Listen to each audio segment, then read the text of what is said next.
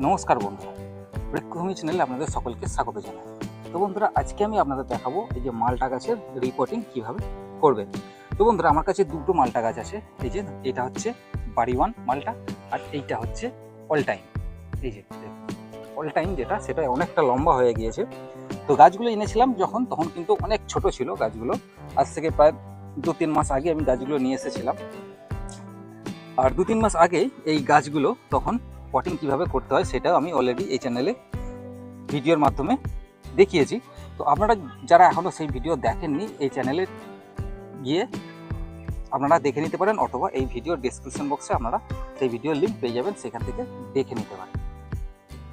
তো বন্ধুরা, এই যে দেখুন এই গাছটা, এই যে বাড়ি ওয়ান মালটা যেটা, এই গাছটা বেশি বড় হয়নি এইটার মতো। তার কারণ হচ্ছে এই যে দেখুন এই পাত্রের মধ্যে দেখুন কত আগাছা হয়েছে। এই আগাছা আমি অনেকবার উপড়ে ফেলার চেষ্টা করলেও কিন্তু উপড়ে ফেলার পরেও আবার হয়েছে। তার কারণ হয়েছে এই যে ঘাসগুলো আছে, এর মূল কিন্তু মাটির অনেকটা নিচে থাকে। এই যে দেখুন, এর উপর থেকে গাছগুলো টানার সময় ছিঁড়ে গেলেও কিন্তু এর মূলটা কিন্তু মাটির নিচে রয়ে যায়, থেকে যায়, যার জন্য সেই মূল থেকে আবার পুনরায় ঘাস গজায়। তো বন্ধুরা, চলুন বেশি কথা না বলে রিপোর্টিং শুরু করা যাক। তো বন্ধুরা দেখুন, এই যে মালটা গাছের রিপোর্টিং করার জন্য আমি আগে থেকে কিছুটা মাটি অলরেডি নিয়ে রেখেছি। তো এই যে দেখুন, এই মাটিতে মালটা গাছ রিপোর্টিং করার জন্য এই মাটিতে প্রথমে শুধু জৈব সার মেশাবো এখন। তাছাড়া আর অন্য কোনো সার আমি এখন মেশাবো না। তার কারণ হচ্ছে, যদি বেশি পরিমাণে আমি এখনই সার মিশিয়ে দিই বা অনেক ধরনের যদি সার মিশিয়ে দিই, কেননা এই রিপোর্টিং করার সময় যখন এই টব থেকে চারাটা বার করবো বা এই গাছটা যখন বার করবো, তখন কিছু শিকড় ক্ষতিগ্রস্ত হবে।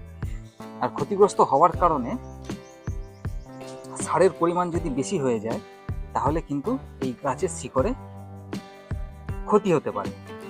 কেননা যেহেতু ক্ষতিগ্রস্ত আগে থেকেই, যেহেতু ক্ষতিগ্রস্ত শিকড়, তার উপর যদি আমি অনেক পরিমাণে বা বেশি পরিমাণে সার দিয়ে ফেলি, তাহলে কিন্তু গাছ ক্ষতিগ্রস্ত হয়ে বা শিকড় ক্ষতিগ্রস্ত হয়ে মারা যাবে। তো বন্ধুরা, এই যে দেখুন, আমি প্রথমে এই যে পাতা পচা যে জৈব সার, সেটা একটু মিশিয়ে দিলাম। তো আপনারা এখানে ভার্মি কম্পোস্ট সার, গোবর সার বা ওই ধরনের যে কোনো সার মেশাতে পারেন। কিন্তু খেয়াল রাখবেন, রিপোর্টিং করার সময় রাসায়নিক সার ব্যবহার করবেন না। তো বন্ধুরা, এই দেখুন মাটিটা মিক্স করা হয়ে গেল।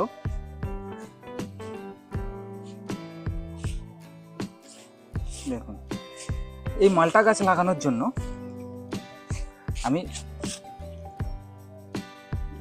এই যে দেখুন 10 ইঞ্চি টব ব্যবহার করব।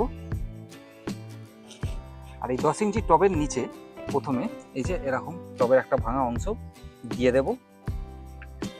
যে টবের ভাঙা অংশ দেওয়ার পরে আর কিছুটা নিচে বালি দিয়ে একটা পাতলা লেয়ার দিয়ে দেব। এতে কি হবে, অতিরিক্ত যে জল, সেই জল আর এই টবের মধ্যে একদমই থাকবে না। এবার দেখুন, এবার এই মাটিটা যেটা আমি জৈব সার মিশিয়ে রেডি করলাম, প্রথমে কিছুটা এই টবের মধ্যে ভরে নেব।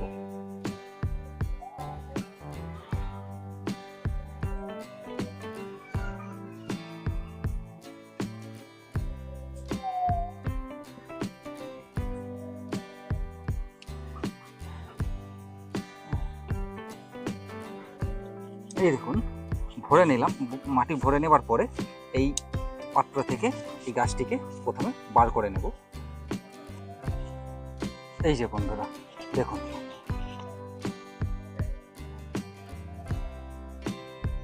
গাছটিকে পাত্র থেকে আমি বার করে নিলাম। নেবার পরে নিচের দিকের মাটিটা কিছুটা, এই যে বন্ধুরা দেখুন, নিচের দিকের মাটিটা এই শিকড় ক্ষতিগ্রস্ত না করে মাটিটা কিছুটা এই দেখুন বাদ দিয়ে দিলাম। দেওয়ার পরে এই যে এই টবের মধ্যে এই গাছটিকে ভালো করে সেট করে একদম পুরো মাঝখানে বরাবর সেট করে এই মাটি দিয়ে আবার পুনরায় ভর্তি করে দেব।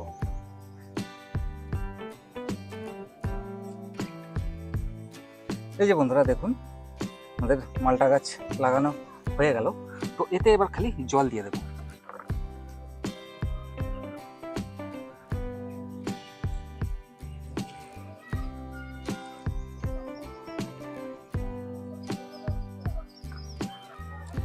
তো জল দেওয়া হয়ে গেল।